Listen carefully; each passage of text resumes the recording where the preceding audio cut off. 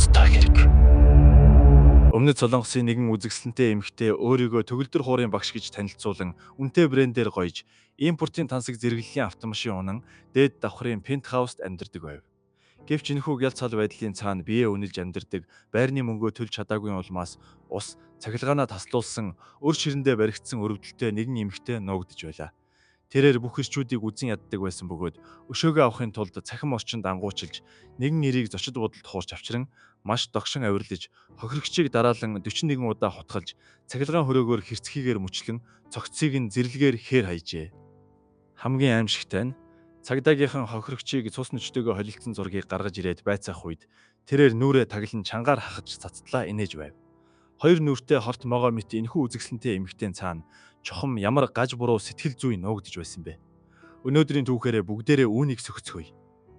2014 оны 5 дугаар сарын 31-ний өдрийн 8 цаг 55 минутанд Өмнөд Солонгосын Инчон хотын Намдон аж үйлдвэрийн паркаас ирсэн яаралтай тусламжийн дуудлага тус бүсийн аниргүн байдлыг эвдэв. Утасцсан хүн бол нэгэн үйлдвэрийн шөнийн ээлжин ажилтан байлаа.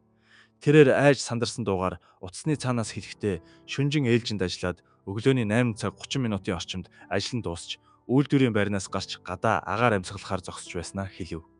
Хагас өдөр байсан тул аж үйлдвэрийн паркад хүн цөөн байв. Ажилтан залуу санамсаргүй байдлаар эсрэг талын барилгын хананы ёроолд амсар нэгдсэн асар том аяллаа цүнх байхыг олж харжээ. Тэрхүү газар маш задгай, цэлгэр байсан тул уг аяллаа цүнх шууд л нүдэнд тусч содон харагдаж байв. Цүнх нь маш шинээрээ байсан тул хин нэгний зүгээр хайсан зүйл биш мэт санагдаж ажилтан залуу сонирхон дотор нь юу байгааг үзэхээр дөхөж очижээ. Цүнхийг баг зэрэг нээж үзтэл дотор нь 3-4 давхраар нь багилсан. Яг л мах шиг зүйл байх бөгөөд ууд дагаад цусны мөр урссан. Дундаас нь үс цухаж байв. Ажилтан залуу өгтлээ айж уутан дотор хүн байж магадгүй гэж сэжиглэн яаран цагдаагийн газарт дуудлага өгчээ. Цагдаагийнхан хэргийн газарт шуурхаа ирж аяллаа цүнхийг наривчлан шалгаж эхлэв. Аяллаа цүнхэн доторх зүйлийг улаан өнгийн даавуугаар ороож дундуур нь улаан уяагаар чанга гэгч нь боосон байв. Энэхүү улаан даавууг задлахад дотор нь дахин нэг давхар баглаа байх бөгөөд улам цааш нь нээвэл гялгар уутаар ороосон байжээ. Эдгээр баглааг бүгдийг нь задлахад цагдаа нарын хамгийн ихээр айж байсан дүр зураг бэлхнээ гарч ирэв. Дотор нь ямар нэгэн амьтны сэг зэм биш, харин бүр нүцгэн эрэгтэй хүний цогцсны дээд хэсэг байлаа. Түүнчлэн аяллаа цүнхэнд зөвхөн биеийн дээд хэсгэл байсан бөгөөд аарцагнаас доош хэсэг буюу хоёр гуйны тал нь хайцсан нь мэдэгдэхгүй алга болсон байв. Шүүх эмнэлгийн эмч нар тал зохицолт шинжилгээ хийж хохирогчийг 45-аас 55 насны дунд эргэм насны эрэгтэй хүн болохыг тогтоов. Уг хагас цогцсноос нийтдээ 26 газар хутганы шарх илрүүлснээс зөвхөн зүүн гарын эрхий болон долоовор хурууны дунд өөрийгөө хамгаалсан шарх байв. Шүүх эмнэлгээс хохирогчийг гинтийн халдлагад өртөж нас барсан бөгөөд эсэргүүцэл үзүүлж амжаагүй гэж дүгнжээ. Хохирогчийн үхлийн шарх нь нуруу болон хүзүүний хэсэгт байсан бөгөөд хутга биеийг нь шууд нэвт бүлсэн байв. Учир нь гэмт хэрэгтний ашигласан зэвсгийн урт нь заавал 15 см-ээс илүү байх ёстой байлаа. Нуруунаас нь хутгалсан өнцгийг нь ажуул хохирогч халдлагад өртнө гэж огт санаагүй байжээ. Нэг удаа амин чухал газартаа хутгалуулсны дараа тэрээр газар унан босч чадаагүй бөгөөд алуурчин үргэлжлүүлэн араас нь 20 гаруй удаа нэмж хутгалсан байв. Маш хүчтэйгээр хутгалсан байсан тул цагдаа нар анх хэрэгтнийг эрэгтэй хүн байж магадгүй гэж таамаглаж байсан ч цогцсыг ороосон улаан даавуун дээрээс ойролцоогоор 50 см урттай эмэгтэй хүний хэд хэдэн ширхэг үс болон хугарсан хумсны хэлтэрхийг олж илрүүлжээ. Ингээд хэрэг нэг л мэдхэд учир битүүлэг онцгоор дүүрв. Өмнөд Солонгосын цагдаагийнхан хохирогчийн ерөнхий мэдээлэлд үндэслэн түүний хэн болохыг маш хурдан тогтоов. Үүнээс 5 өдрийн өмнө буюу 2014 оны 5 дугаар сарын 26-ны өдөр Гоян хотод амьдардаг 51 настай эрэгтэй Чой гэгч байлаа. Тэр эхнэртэй хэлэхдээ сөүл рүү ажлын ярилцлагад орохоор явлаа гэж хэлээд гэрээсээ гарчээ. Тэрээр ганцаараа машин авнан гэрээсээ гарсан бөгөөд үүнээс хойш дахин эргэж ирээгүй төдийгүй гар утас нь унтарсан байсан тул эхнэр нь нөхөртөөгөө огт холбоо барьж чадаагүй байна. Ингээд 5 дугаар сарын 27-ны өдөр цагдаа дуудлага өгчээ. Тухайн үеийн цагдаа нар Чойгийн гар утасны байршлыг тусгаалan шалгаж үзэхэд хамгийн сүүлийн байршил нь Пажу хотыг зааж байв. Пажу хотод тэдний ямар нэгэн таньдаг хүн байхгүй байсан тул Чойгийн эхнэр нөхрийгөө яагаад тийшээ явсныг огт мэдэхгүй байсан бөгөөд магадгүй ажлын ярилцлага нь дууссаны дараа Пажууд хэн нэгэнтэй уулзахаар явсан байх гэж таамаглажээ. Тэр хоёрын хамгийн сүүлийн холбоо барьсан хугацаа нь 5 дугаар сарын 26-ны өдрийн үдээс хойших 5 цаг 40 минутын орчим байв. Чой мессежээр өнөөдөр эрт харнаа гэж бичснээс хойш дахин холбоо тасарчээ. Эхнэр нь шөнө донд болтол хүлээсэн ч нөхөр нь ирээгүй тул оройн 11 цаг 23 минутанд Чой руу мессеж бичсэн ч хариу ирээгүй бөгөөд араас нь хэд хэдэн удаа утассан ч нөхрийнх нь утас унтарсан хэвээр байв. Цагдаа нар эхнэрийнх нь гаргасан гомдлын дагуу ар гэрийнхэнтэй нь хамтран Чойгийн гар утасны сүүлийн дохио баригдсан цамхагт түшиглэн хайсаар түүний машиныг олжээ. Машин нь Пажу хотын нэгэн нийтийн зогсоолд байв. Тэрхүү газар нь нилээд азлагдсан, хаашаач явсан заавал машинаа унаж явмаар газар байлаа. Цагдаагийн ажилтнууд тухайн үед маш их гайхаж байлаа. Учир нь машины хаалганууд цоочтой, доторх зүйлсийг ухаж төнгөсөн шинжгүй, цусны мөрч илрээгүй байв. Гэвч цагдаа нар машины хар хайрцагын бичлэгийг шалгаж үзэхдээ маш хачирхалтай дүр зургийг олж харав. Чой гэрээсээ гарсан үеийн бүх үйл явц бичигдсэн байсан ч тодорхой хугацааны дараа машин Пажу хотын зүг рүү чиглэмэгц Чой өөрөө гараараа хар хайрцгийг унтраасан байжээ. Чойгийн сургаггүй алга болсон хэрэг тухайн үеийн нөхцөл байдалд ямар нэгэн сэжүүргүй болсон тул оньсох хэвээр үлдэж энэ удаагийн тасархай цогцос болон Чой мөн болох нь батлагдтал тус хоёр хэргийг нэгтгэн шалгаж эхлэв. Цагдаа нарын толгой маш их гашилж байлаа. Хэрэг бүхэлдээ дэндүү хачирхалтай байв. Чой Гоён хотод амьдардаг эхнэрдээ Сөүл рүү ажлын ярилцлаганд явна гэж хэлсэн атлаа машин нь яагаад бүр эсрэг зүгт байх Пажу руу явчихв. Чой хар хайрцгийг өөрөө унтрааж машина Пажу хотын азлагдсан зогсоолд аюулгүй байрлуулснаас хойш дахин олдохдоо цогцсныхын тал хэсэг Инчон хотын аж үйлдвэрийн паркаас олдов. Энэхүү сонин жигтэй хэргийн дунд яг юу болоод өнгөрөв? Сэжүүр олохын тулд цагдаа нар Пажу болон Инчон хотын Намдоо аж үйлдвэрийн паркын хяналтын камеруудыг өргөн хүрээнд шүүж эхэлсний эцэст цогцос хаясан газраас 40 метрийн зайд байрлах нэгэн барилгын хяналтын камерыг олжээ. Хэдийгээр тэрхүү газар огт гэрэлтүүлэггүй, камерын харах өнцөг нь маш явцуу, бичлэг нь дандаа харанхуй байсан ч 30-ны өдрийн шөнө донд төхөж байх үед нэгэн автомашин энд ирж хашааны хажууд зогсоод ойролцоогоор 7 минут орчим болсны дараа хөдөлж явсан байна.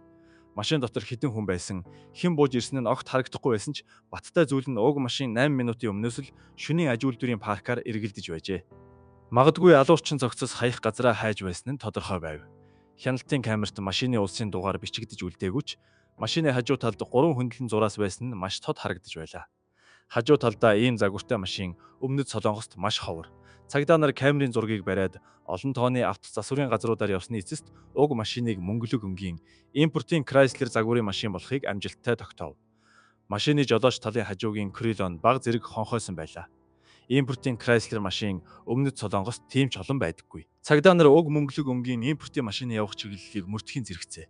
Чойгийн утасны дуудлагын түүх болон холбогдох хүмүүсийн машины мэдээллийг шүүж, Чой байн холбогддог байсан хүмүүс, хамгийн сүүлд ярьсан хүмүүс гээд бүгдийг нь нэг бүрчлэн шалгаж дуусав.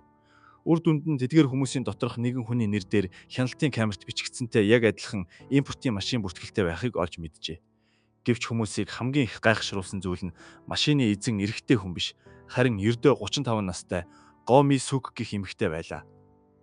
Уг машины явах чиглэлийг үргэлжлүүлэн мөрдөж үзвэл 5 дугаар сарын 26-ны өдрийн үдээс хойш Чой Пажууд ирээд машинаа хотын захад байх зогсоолд үлдээж дараа нь Го Ми Сүкийн машинд суужээ. Машины явах чиглэлийг дагаж үзвэл тэр хоёр хамтдаа Пажу хотын маш алслагдсан нэгэн мотельд очисон байв. Энэ мотель нь үйлчилгээний ажилтан байхгүй, хувийн нууцыг маш сайн хангасан, өөрөө өөртөө үйлчилдэг буудал байлаа. Хяналтын камерын бичлэгээс харуул эхлээд машины хажуугийн суудлын хаалга нээгдэж, дараа нь жолоочийн суудлаас урт үстэй богино банзал өмссөн Го Ми Сүк бууж ирэв. Хажуугийн суудлаас бууж ирсэн ир бол яа харахгүй Чой байлаа. Тэр хоорондоо бие биенээ тэрсээр буудал руу оржээ. Буудалд орсноос хойш ойролцоогоор 1 цаг орчмын дараа Чой ганцаараа буудлын зогсоолоос гарч явснаа удалгүй эргэж ирэхдээ гартаа хар өнгийн гялгар уут барьсан байв. Дотор нь ойролцоох дэлгүүрээс авсан сөөжөө архи байлаа. Оройн 6 цаг 42 минутанд Чойг архинд явсан хойгуур Го Ми Сүк нэг удаа гарч иржээ.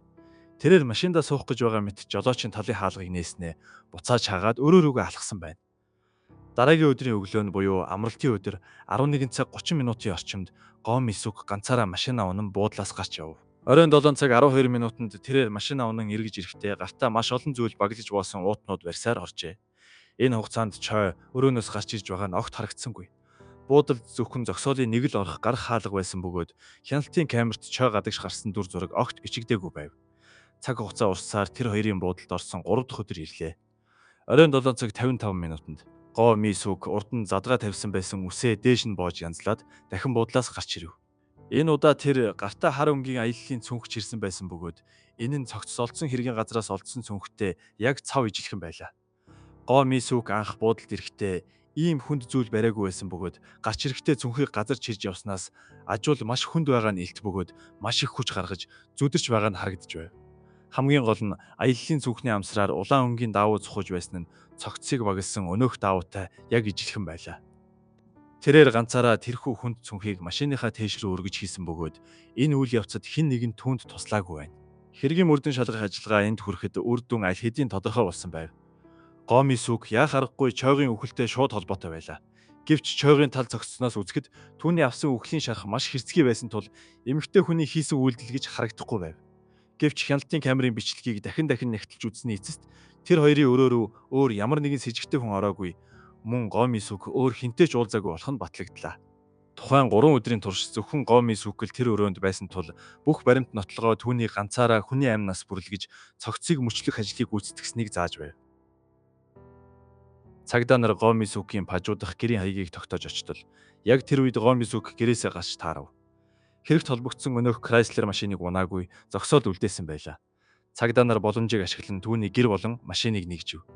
Машины арын суудалд маш олон зүйл хураасан байх бөгөөд дотор нь эвхэгддэг төрдөг тэрэг, хажууд нь хар өнгийн гялгар уутанд хийсэн цахилгаан хөрөө, мөн бусад олон төрлийн багаж хэрэгсэл байлаа. Машины арын суудлын шалан дээр цусны мөр үлдсэн байв. Цагдаа нар газар дээр нь отож байгаад тэр шөндөө Гомын сүгийг амжилттай баривчилжээ. Баривчлагдсны дараа цагдаа нар нэн даруй Гомын сүгийн хугарсан хумсны хээг цогцны баглаан дээрээс олдсон хумсны хилтерхийтэй тулгаж үзэхэд 100% таарав. Ийм олон баримт нотлохооны өмнө Гомын сүг өөрийгөө өмгөөлж Чой түүнтэй танилцах аппликейшнээр дамжуулан найз болсон гэж зүтгэж эхлэв. Тэрээр сонирхож уулзахыг зөвшөөртөл уулзсан даруйд нь Чой түүнийг үгэнд орохгүй бол алан шүү гэж сүрдүүлсэн гин. Гомын сүгт өөр арга байсангүй тул Чойг даган буудалд очсон аж. Тэрхүү газарт анх удаа очиж байгаа тул зогтох боломжгүй байсан бөгөөд аргагүй эрхэнд 10 жилийн турш биедээ авч явсан бие хамгаалах хутгаа гаргаж ирээд Чойг хутгалсан. Үүний дараа багаж хэрэгсэл худалдаж авч цогцыг мөчлөөд зугтсан гэж мэдүүлв. Гэвч цагдаа нар түүний худлыг маш хурдан хугацаанд илрүүлв. Чой буудалд орсон даруйдаа ганцаараа гадагш гарч арх авчирсан бөгөөд тэр үед Гомын сүг доошо буугаад шууд зугтах боломж байсаар байтал тгээгүү нь ягаад ч логикт нийцэхгүй байв. Чойг ам өргөцсөний дараа Гомын сүг түүний зээлийн картыг авч Пажу хотын алтны дэлгүүрт орж замбраагүй их худалдан авалт хийсэн байсан бөгөөд цогцос мөчлөхөд ашигласан цахилгаан хөрөө аяллаа цүнх зэргийг бүгдийг нь Чойгийн зээлийн картаар худалдаж авсан байлаа. Машин дотор байсан цахилгаан хөрөөний гадаргууг маш цэвэрхэн артсан байсан ч хөрөөний завсарт хүний биеийн эд эс үлдэж хоцорсон байв. Шинжилгээгээр энэ нь яа харахгүй Чойгийнх мөн болох нь батлагдсан юм. Гомын сүгийн хилээд байсан бие хамгаалах хутга гэгч нь үнэн дээр нийт урт нь 30 см-тэй урт хутга байсан бөгөөд ишин дээр нь хар өнгийн наалддаг тууз чанга ороосон байсан нь гэмт хэрэг үйлдэхээр тусгаалan бэлдсэн зэвсэг болохыг илтгэж байв. Энэ нь хизээч зүгээр биедээ авч явдаг бие хамгаалах хэрэгсэл биш байлаа. Үүний дараа Гомын сүгийн гэрээс машинаар 10 минут ч хүрэхгүй зайд байрлах нэгэн услagaаны суугаас Чойгийн биеийн доод хэсгийг олжээ. Цогцсны доод хэсэгт 15 хутганы шарах байсан бөгөөд дээд биеийн 26 шарахтай нийлээд нийтдээ 41 шарах болж байв. Цогцсыг цахилгаан хөрөөгөөр маш жижиг хэсгүүдэд хуваан мөчилсөн байна. Түүний худал үг үгээр зогсоогүй Гомын сүг өнөөх мотелийн орчныг маш сайн мэддэг байв. Цагдаа нарын шалгалтаар Гомын сүг урд нь явуулдаж байсан өөр ирчүүдийгээ энд дагуулan ирж байсан нь тогтоогдсон юм. Учир нь тэрхүү буудлын хан болон шалан бүхэлдээ гантик чулуун материалтай тул цусны мөрийг цэвэрлэхэд маш амархан арилдаг байжээ. Түүний энд хэрэг үйлдэхээр сонгосон явдал нь яавч санамсаргүй хэрэг биш байлаа. Цагдаа нар Гомын сүгийн байсан өрөөнд орж нэгжлэг хийх үед тухайн өрөөнд өөр үйлчлүүлэгч орчихсон байв. Өрөөнд байсан зочид хэлэхдээ өрөөнөөс ямар нэгэн хачин зүйл анзаарагдаагүй, элдв эвгүй үнэрч үнэртэйгүү гэжээ. Гэвч цагдаа нар цусны мөр илрүүлэг тусгай урууж бодисыг цацаж шалгахад өрөөний зочны өрөө болон ариун цэврийн өрөө бүхэлдээ хөх цэнхэр өнгөтэй болж хуйрав. Энэ нь тухайн газарт маш их хэмжээний цус урссан бөгөөд зөвхөн Гомын сүг үүнийг маш нарийн цэвэрлэж угаасантай холбоотой байлаа. Цагдаа нар энэ эмэгтэйг үнэхээр ойлгохгүй байв. Гомын сүг болон Чой нар хэрэг гарахаас өмнөхөн цахим сүлжээнд танилцсан бөгөөд тэдэнд ямар нэгэн үс хонзон өшөө авалт байх үндслэлгүй байлаа. Гомын сүг урд нь ямар нэгэн гэмт хэрэгт холбогдож байсан түүхгүй атлаа яаж ийм аимшигт хэргийг үйлдэж зүрхлэв. 2014 оны 5 дугаар сард Гомын сүг Чойтой танилцах аппликейшнээр дамжуулан танилцжээ. 5 дугаар сарын 25-ны өдөр Гомын сүг өөрөө эхэлж Чойтой яриа өдөн улмаар 300 мянган воноор нэг шөнийг хамт өнгөрүүлэхээр тохиролцсон байна. Чой эхнэрээсээ нуугдан өөрийгөө зугаатай хайрын аялалд явж байна гэж бодсон ч түүнийг өгсөн зүйл нь үхэл байлаа. Танилцах аппликейшн дээр Гомми сүг өөрийнхөө дүр төрхийг маш гоёмсог бөгөөд төгс бүрдүүлсэн байна. Импортын Chrysler машин унаж, тансаг зэрэглэлийн хауст амьдардаг хүмүүст өөрийгөө төгөлдөр хуурын багш гэж танилцуулдаг байлаа. Гаднаа ийм гялалцсан харагдавч дотоод байдал нь огт өөр байв. Гомми сүгийн зээлийн картын лимит аль хэдийн тулж, байрны түрээсээ хагас жил орчим хугацаанд төлж чадаагүй тул байрны эзэн нь түүний ус цахилгааныг аль хэдийнэ тасалж, машины зээлэнч хугацаа хэтэрсэн төлөгдөөгүй байдалтай байлаа. Уг нь бол энэ байдал нь түүнийг танихгүй эрэгтэй хүний амьд хүрэх хэмжээнд хүрэх хэрэггүй байв. Гэвч хэрэг гарахаас хагас жилийн өмнө Гомми сүгийг 4 жилийн турш хамт байсан найз залуу нь хайжээ. Хамт байсан 4 жилийн хугацаанд найз залуу нь Гомми сүгийн өндөр үнэтэй байрны түрээсийг байнга төлж, түүний тансаг амьдралыг тэтгдэг байсан аж. Гомми сүгийн нас ахих тусам найз залуутайгаа албан ёсоор харилцаагаа баталгаажуулж, гэрлэж, хүүхэдтэй болохыг хүссэн ч найз залуу нь юу ч бодлогүйгээр шууд л усанд хайсан чулуу шиг алга болжээ. Санхүүгийн дэмжлэггүй боломогц Гомми сүгийн гялалцсан тансаг амьдрал хэдхэн хоногийн дотор нуруу өнөв. Тансаг хэрэглээ амттай хоолнд дассан тэрээр жирийн нэгэн хүн шиг амьдарч, доошоо бүхийж хүн хөдөлмөрөөр мөнгө олж чадхааргүй болсон байна. Өдөр ирэх тусам нэмэгдэх өр ширнэ Гомми сүгийн сэтгэл зүйг аажмаар гажуудуулж эхлэв. Тэрээр бүх ирчүүдийг олиггүй амьтад гэж үзэж, улмаар ирчүүдийг онилон гэмт хэрэг үйлдэхээр төлөвлөжээ. Ингээд 51 настай Чой түүний сонгосон ам болов. Хэрэг гарахаас нэг өдрийн өмнө тэрээр хэрэг үйлдэх багаж хэрэгслийнхээ зарим хэсгийг урьдчилан худалдан авч буудлаа сонгосон байна. Чойтой унтсныхаа дараа тэрээр саяхан л хамт байсан эрийг анхаарал алдах үед нь хутгийг бие рүү нь хүчтэйгээр дүржээ. Он жилүүдийн турш хоримтлагдсан өшөө хонзонгоос тесэрч гарсан хүч нь маш их байсан тул шүүх эмнэлгийн эмчнэр хүртэл хэрэгтнийг эрэгтэй хүн байна гэж андуурч байв. 41 удаа хутгасныхаа дараа Гомми сүг Чойгийн зээлийн картаар цахилгаан хөрөө худалдаж аваад сэтгэл зүйн ямар ч дарамтгүйгээр цогцыг мөчлөн хэргийн газрыг цэвэрлэж, дараа нь 50 гихчин цогцыг нь хаяад үргэлжлүүлэн дэлгүүр хийсч юу ч болоогүй мэт мөнгө үрж байв. Баривчлагдсны дараа цагдаа нар хохирогчийн зургийг тулган харуулах үед Гомми сүг чангаар инээж байлаа. Түүний сэтгэл зүй хэдийн бүрэн гажуудсан байсан нь илт байв. Шүүх сэтгцийн шинжээчид түүний энэхүү үйлдэлийг нийгмийн эсрэг бие хүний эмгэг гэж дүгнжээ. 2015 онд Гомми сүгийн хэргийн шүүх хурал эхлэв. Шүүгдэгчийн суудалд зогсох түүний царай төрх маш хүйтэн хөндий байсан бөгөөд харцанд нь үл тоомсорлсон шинж илэрч байлаа. Шүүх хурлын эхэнд тэрээр өөрийгөө хохирогч хэмээн хатуу дуугаар зүтгэж байсан ч прокурорын зүгээс хөдөлшгүй баримтуудыг нэг нэгээр нь гаргаж ирэх үед тэрээр гинт сэтгэл зүгөө удирдах чадхаа болж "Би хүн алаагүй. Та нар бүгд намайг гүтгэж байна" гэж чангаар хашгирч эхлэв. Түүний зан арын шин ийхүү огцом өөрчлөгдсөн нь шүүх хуралд байлтсан бүх хүмүүсийг гайхшруулв. Цагдаагийнхан түүний энэхүү жүжиглэлтэнд авталгүйгээр бэлдсэн баримтуудаа дис дараалтайгаар танилцуулв. Гомми сүг хэрэг үйлдснийхээ дараа Чойгийн зээлийн картыг тултал нь ашиглан замбраагүй мөнгө үрсэн төдийгүй цогцыг нарийн мөчлөн хувааж хэргийн бүх мөрийг устгахыг оролдсон болохыг тодорхой зааж өгөв. Эдгээр үйлдэл нь түүнийг өөрийн хийсэн хэрэгээ маш сайн ухаарч байсныг хангалттай нотолж байлаа. Хэдийгээр түүнд сэтгэл зүйн тодорхой эмгэг байсан ч түүний өдөр тутмын үйлдэл хийх чадвар болон эрүүл саруул ухаанаар дүгнэлт хийх чадвар нь хэвэн байсан юм. Хэрэг үйлдэх арга барил нь туйлын хэрцгий бөгөөд хэрэг үйлдснийхээ дараа ямар ч гэмжсэн шинжгүй байлаа. 2015 оны 2 дугаар сарын 4-ний өдөр Инчон хотын дүүргийн шүүхийн анхан шатны шүүх хурлаас Гомми сүгийг хүний амь нас санаатайгаар бүрлэгсэн гин буруутад тооцож түүнд 30 жилийн хорих ял онов. Гомми сүг шүүхийн шийдвэрийг зөвшөөрөхгүй өөрийгөө сэтгцийн согогтой хэмээх шалтгаанаар давж заалдах гомдол гаргасан ч 2 дугаар шатны шүүх хэргийг хянан хэлэлцээд анхны ялыг хэвээр үлдээжээ. Тухайн оны 7 дугаар сарын 23-ны өдөр Өмнөд Солонгосын дээд шүүхээс эцсийн шийдвэр гаргаж түүний 30 жилийн хорих ялыг хэвээр үлдээсэн байна. Гомми сүг анх Чонжуугийн эмэгтэйчүүдийн шоронд хорж байсан бөгөөд дараа нь сэтгцийн эрүүл мэндийн эмчилгээний төв рүү шилжүүлэн эмчилгээ хийх болжээ. Өмнөд Солонгосын хуулиар гэмт хэрэгтний хөрөг зураг, нүүр царайг хамгаалах заалт маш чанга байдаг тул эрен сурвалжлагдаж буй хэрэгтэн эсвэл бэлгийн хүчирхийллийн гэмт хэрэг зэрэг онцгой тохиолдлоос бусад үед хэвлэл мэдээллийн хэрэгслээр тэдний нүүр царайг ил гаргахыг хориглодог байна. Дээр нь Гомми сүг шүүх хурлын туршид нүрээ зориуд нууж хааж байсан тул олон нийтийн дунд түүний нүүр царай тод гарсан зураг бараг байдаггүй байна. Гомми сүгийн түүх хүмүүсийн сэтгэлийг шимшрүүлж бас нэгийг бодогдуулдаг. Ханаж цаддаггүй шунал тачаал дуусахгүй өшөө хонзонгийн сэтгэл эцэстээ хамгийн хэрцгий аргаар гин зэмгүй нэгнийг үгүй хийж өөрийг нь ч бас мөхөл рүү хөтэлдэг байна. Түүний зүүсэн баг нь хичнээн гялалцсан, тансаг байсан ч дотоод сэтгэлийн хоосон, зэрлэг байдлыг нь нууж чадсангүй. За ингээд энэ удаагийн дугаар үгээр өндөрлөж байна. Бичлэг таалагдсан бол сувгийг минь дагахаа бүү мартаарай. Дараагийн дугаараар дахин уулзцгаая. Түр баяртай.